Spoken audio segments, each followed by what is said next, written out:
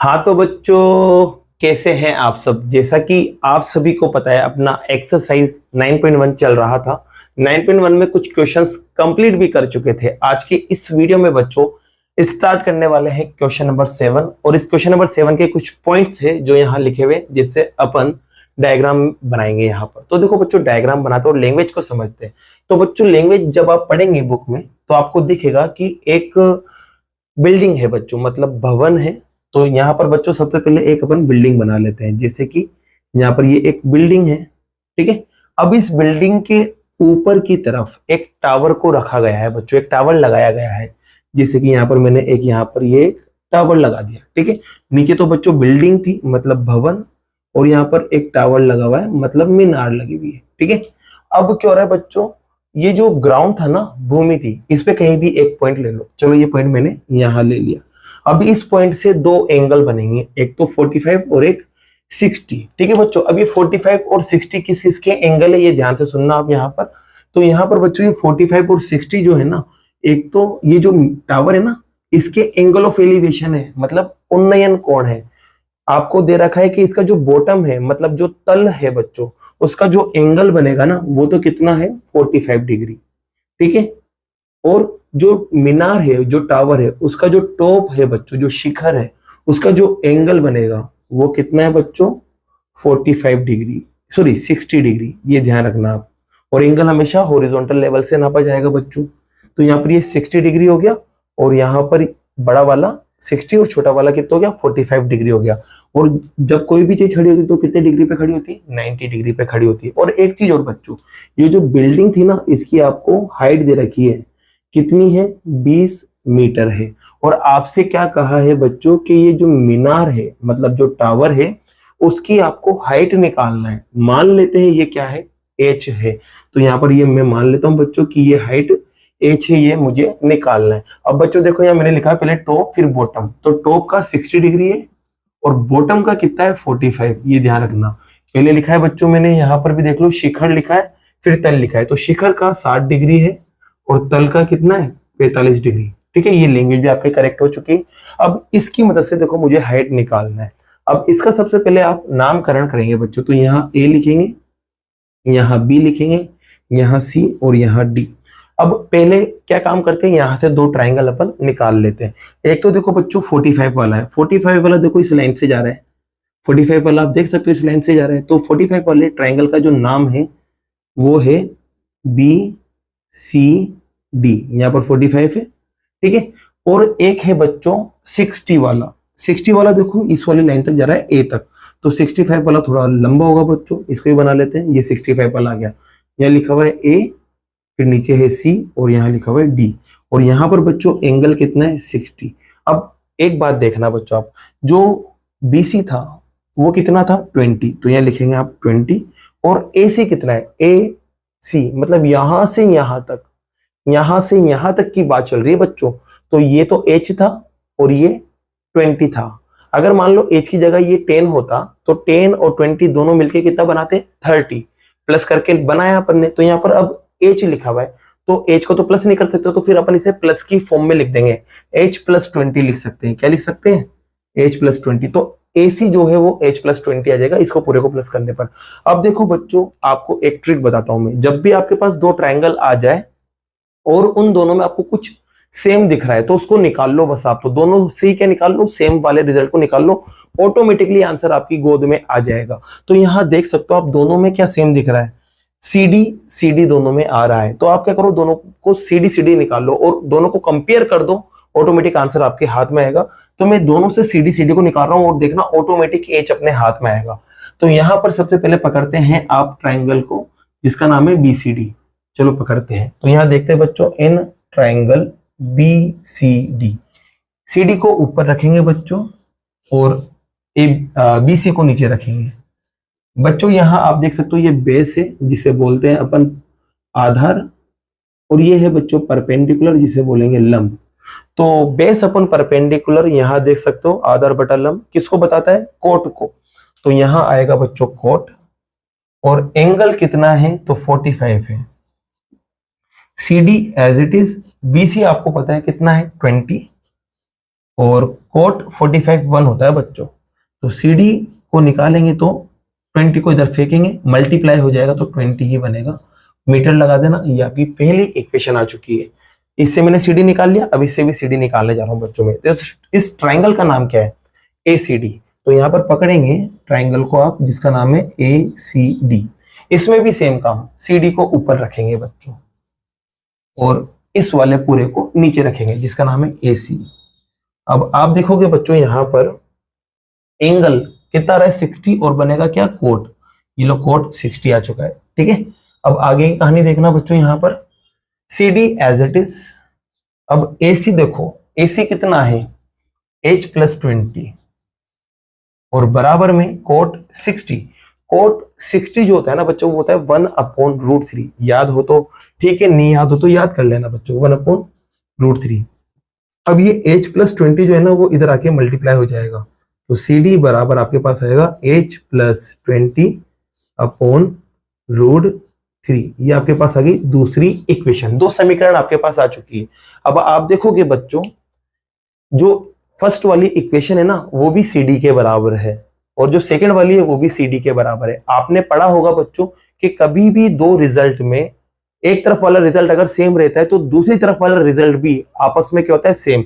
अब आप देख सकते हो इनका LHS दोनों का सेम है, CD, तो इनका RHS भी क्या होगा? सेम होगा। तो मतलब ये वाला रिजल्ट और ये वाला रिजल्ट भी आपस में बराबर होगा। तो बस बराबर करना है यहाँ पर आपको। तो आप कह सकते हैं ये H पहले तो लिख देना है ऐसे, by equation first and second, Hindi में लिखना समीकरण 1 व 2 से, और इसके बाद इन दोनों को आप बराबर कर देना। H+20/√3 बराबर होगा बच्चों 20 के। ये वाला रिजल्ट और ये वाला रिजल्ट बराबर कर दिया। अब देखो √3 इधर आएगा तो मल्टीप्लाई होगा, तो यहाँ पर H+20 तो चल ही रहा था, और यहाँ पर आएगा 20 और √3 उधर गया तो 20√3 बनेगा। अब आप देख सकते हैं बच्चों, यहाँ से H को निकालेंगे तो 20 को उधर फेंकना पड़ेगा। उधर पहले से कौन है? 20√3, और ये 20 उधर जाएगा तो माइनस का 20। यहाँ से आप देख सकते हैं 20 कॉमन आ रहा है बच्चों, तो 20 से 20 कट जाएगा, बचा रह जाएगा √3, और यहाँ 20 से 20 वन टाइम कट जाएगा तो 1 बचा रह जाएगा, और पीछे क्या लगा देना? मीटर। यही आपका क्या है बच्चों? आंसर है। और क्वेश्चन नंबर 7 बच्चों आप ही का इसी के साथ कंप्लीट होता है। जैसा कि बच्चों क्वेश्चन नंबर 8 आप यहाँ देख सकते हैं। क्वेश्चन नंबर 8 में बच्चों आपको एक स्टेचू दे रखा है, मतलब एक मूर्ति दे रखी है बच्चों, जिसकी हाइट आपको दे रखी है 1.6 मीटर। अब बच्चों ये जो मूर्ति है ना, इसको एक पेडेस्टल पर खड़ा किया गया है। अब पेडेस्टल क्या होता है बच्चों? तो ध्यान रखना, जैसे कि कोई भी स्टेचू जब अपन खड़ा करते हैं तो उसके नीचे वाला जो हिस्सा होता है, आपने देखा होगा ऐसा कुछ चौकोर सा हिस्सा बना रहता है, जिसके ऊपर क्या होती है बच्चों? मूर्ति खड़ी रहती है। यहाँ पर ये मूर्ति खड़ी रहती है, तो जिसके ऊपर मूर्ति खड़ी रहती है ना, ये वाला हिस्सा, ये क्या कहलाता है? पेडेस्टल कहलाता है। तो एक स्टेचू है, उसको इस पेडेस्टल पे खड़ा किया गया है। तो बच्चों देखो यहाँ पर अपन कुछ ऐसे बना लेते हैं। सबसे पहले एक ग्राउंड बनाते हैं। ये लो एक ग्राउंड है। अब इस ग्राउंड के ऊपर बच्चों आप एक पेडेस्टल को बनाएंगे। जैसे कि मान लो ये एक पेडेस्टल है, यहाँ पर ये एक पेडेस्टल बन चुका है, ठीक है। अब इस पेडेस्टल के ऊपर बच्चों एक स्टेचू को खड़ा करना है, मतलब एक मूर्ति को खड़ा करना है बच्चों। तो ये लो एक स्टेचू यहाँ आ चुकी है, ठीक है। ये एक स्टेचू यहाँ आ गया, ठीक है। अब क्या हो रहा है बच्चों? आपको बोला है कि ये जो स्टेचू है ना, इसकी जो हाइट है, जो ऊंचाई है, वो कितनी है? 1.6 मीटर है। अब ग्राउंड पर एक पॉइंट लेना है। जैसे कि ग्राउंड पे यहाँ एक पॉइंट ले दिया, बुक में लिखा हुआ है साफ साफ है ना, ग्राउंड पे एक पॉइंट लेना है, और इस ग्राउंड से फिर से एंगल ऑफ एलिवेशन बनाना है, मतलब उन्नयन कोण बनाना है। अब उन्नयन कोण किसके बनेंगे बच्चों? एक तो आपके पेडेस्टल का बनेगा, और एक बनेगा आपके पास ये पेडेस्टल है ना, ठीक है, जिसे पेडेस्टल लिख दिया यहाँ पर। और यहाँ पर बच्चों ये आपके पास एक स्टेचू है, मतलब मूर्ति है, ठीक है। अब यहाँ पर बच्चों क्या हो रहा है? जैसे कि पेडेस्टल के टॉप का, मतलब इसके शिखर का एक तो एंगल ऑफ एलिवेशन बनेगा, और एक ऐसे ही जो मूर्ति है, जो स्टेचू है, उसके टॉप का भी एंगल ऑफ एलिवेशन यहाँ बनेगा। अब एक तो है बच्चों 45 डिग्री, और एक है बच्चों 60 डिग्री। आप बुक में देख लेना, ये सेम लैंग्वेज आपको मिलेगी। फिर आपसे कहे कि पेडेस्टल जो है ना, उसकी ऊंचाई आपको निकालना है। तो बच्चों इसकी ऊंचाई मान लेते हैं क्या है? h है, जो कि मुझे यहाँ पर निकालना है। और ये 1.6 को थोड़ा अंदर शिफ्ट कर लेते हैं, ये 1.6, ठीक है। तो यहाँ बच्चों आपको पेडेस्टल की ऊंचाई निकालना है, ये मैंने मान लिया h है। अब देखो यहाँ पर पहले इसका नामकरण करते हैं, यहाँ a लिख देते हैं, यहाँ बी लिख देते हैं, यहाँ सी और यहाँ डी। अब यहाँ से दो ट्राइंगल अपन निकाल लेते हैं। यहाँ 90 बनेगा बच्चों, तो एक ट्राइंगल देखो 45 वाला आएगा और 90 वाला आएगा, तो 45 और 90 आ रहा है बी सी डी में। तो एक ट्राइंगल तो ये बनेगा आपके पास अलग से, जिसका नाम है बी सी और डी। ठीक है, अब बी सी डी में बी सी के बारे में आपको पता है, एच मान लिया है आपने इसको, और यहाँ पर एंगल आपको पता है कितना 45। एक 60 वाला है बच्चों, 60 वाला देखो कहां पर आ रहा है, ए पे, और 90 सी पे। तो ये लो ए सी तो यहाँ बनेगा, और यहां से बच्चों एक कुछ दूर पे एक पॉइंट है डी, जिससे 60 डिग्री बन रहा है। ये लो 60 यहाँ आ चुका है, यहाँ एच आ चुका है। ठीक है, अब एच देखो बच्चों, सुनो, एच सिर्फ इतना सा था, एच सिर्फ ये इतना सा था और ऊपर 1.6 था। तो एक बात बताओ, ये दोनों कैसे आएंगे? अभी इससे जस्ट पहले वाले क्वेश्चन में किया था, दोनों को प्लस कर देंगे, तो दोनों को प्लस करेंगे तो 1.6 प्लस एच बनेगा। अभी इससे पहले वाले क्वेश्चन में किया था, तो एसी आपके पास आएगा बच्चों 1.6 प्लस एच, ये आपके पास एसी आ चुका है। ठीक है, अब इससे पहले वाले क्वेश्चन की तरह ही इसमें लॉजिक लगाते हैं, जो सेम है उसको निकाल लेते हैं। दोनों में सेम कौन आ रहा है?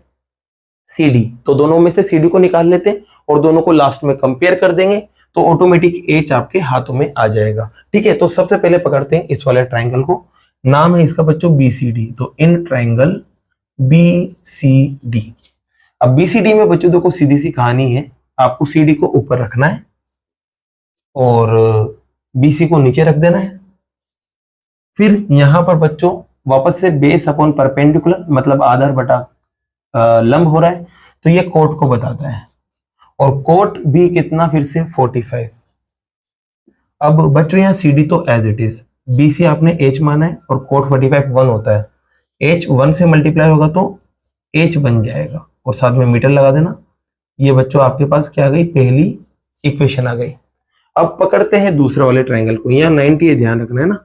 इस वाले ट्राइंगल को पकड़ते हैं जिसका नाम है ए सी डी। तो यहाँ पर फिर से आएगा ट्राइंगल ए सी डी।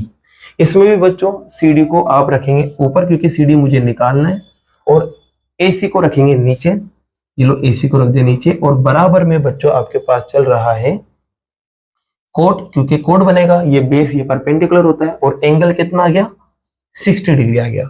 अब देखो बच्चों यहाँ पर सी डी तो एज इट इज, एसी क्या था बच्चों, एसी था 1.6 प्लस एच, तो 1.6 प्लस एच एसी हो गया, और कोट 60, इससे पहले वाले क्वेश्चन में भी देखा था बच्चों, क्या होता है, कोट 60 होता है आपके पास 1/√3।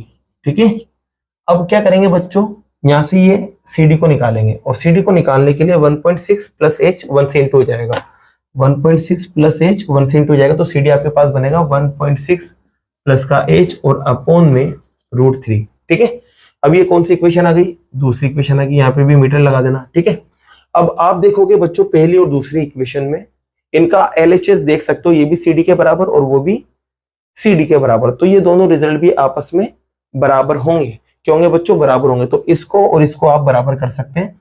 तो यहाँ पर आपके पास लिखा हुआ है कुछ ऐसे, एक तो है 1.6 प्लस एच और अपॉन में √3, ये बराबर होगा बच्चों, किसके बराबर होगा, एच के।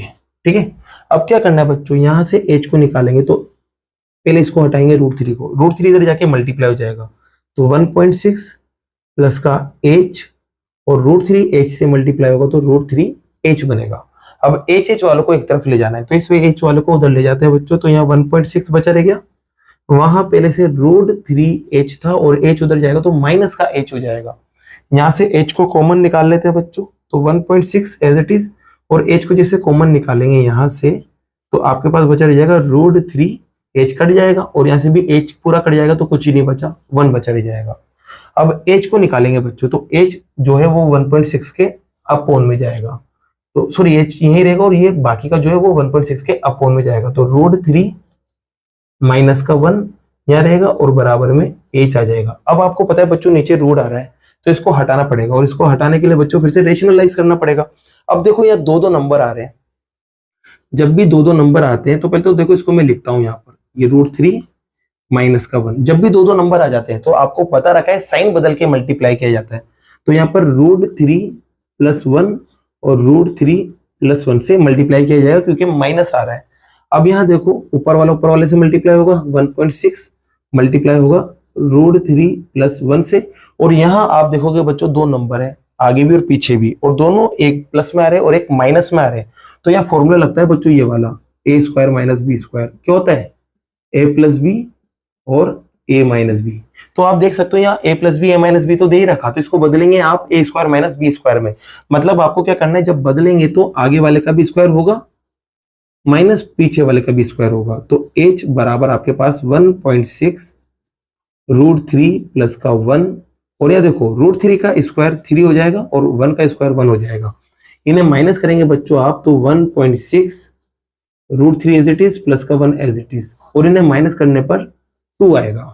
2 से बच्चों 16 कट जाता है 8 बार, पॉइंट एक के बाद है तो एक के बाद लगा देंगे, तो आपको h जो मिलेगा ना वो मिलेगा आपके पास 0.8, और ब्रैकेट में आपके पास चल रहा है √3 + का 1 और पीछे लगा देना मीटर। ये आपको क्या मिल चुका है, h मिल चुका है। तो यही आपका क्या होगा, आंसर होगा बच्चों। इसी के साथ क्वेश्चन नंबर 8 आपका कंप्लीट होता है बच्चों। बाकी के जो क्वेश्चन है वो नेक्स्ट वीडियो में करते हैं। अगर वीडियो पसंद आई हो तो वीडियो को लाइक कीजिए, चैनल को सब्सक्राइब कीजिए। Thank you so much.